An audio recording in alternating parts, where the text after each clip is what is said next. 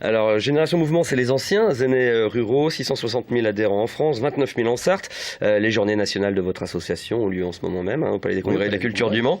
Avant de parler de votre actualité, juste peut-être un commentaire sur ces retraités qui manifestaient aujourd'hui un peu partout en France pour demander leur revalorisation de leur pension, puis voilà, au moins conserver leur niveau de vie. Oui, tout à fait. Le fait que depuis 2 ans, les pensions n'ont pas bougé, et en plus qu'elles n'ont pas bougé, c'est que les taxes et les impôts ont augmenté.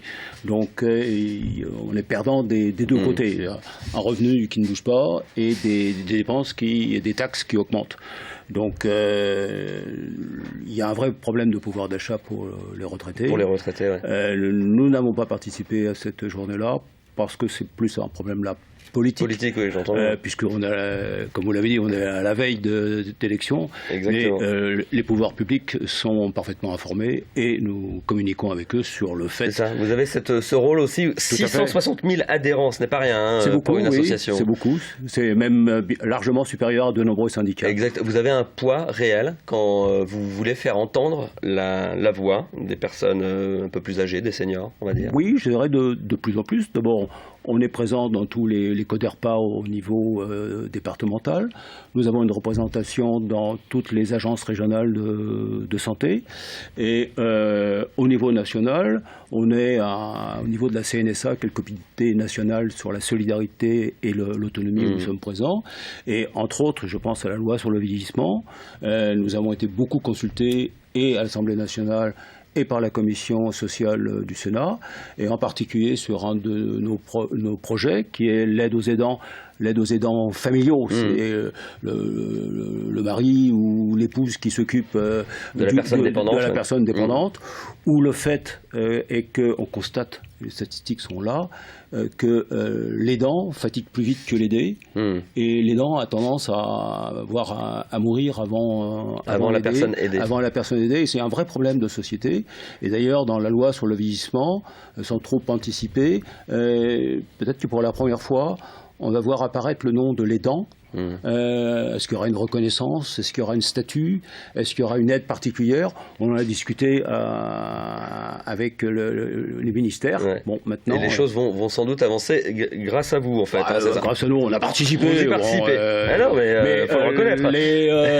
Les hommes politiques connaissent et savent qu'on représente 660 000 adhérents. Et donc ça compte forcément.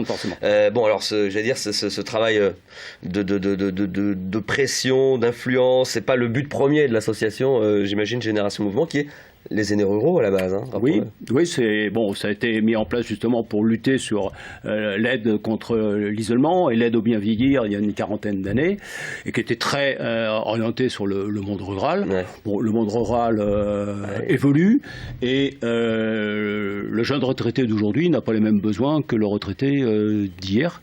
Et je crois que c'est un petit peu pouvoir s'ouvrir aux plus jeunes.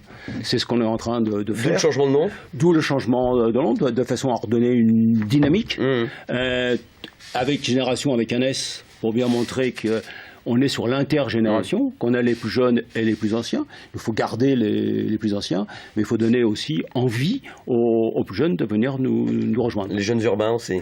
Et les jeunes urbains, parce que même, si vous voulez, le jeune retraité qui revient dans son village natal à côté du Mans, il a fait 30 ans de RER à Paris, il revient avec un logiciel de parisien.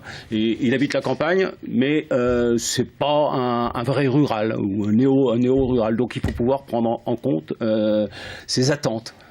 Merci Gérard Villain, le temps nous manque, on me fait signe.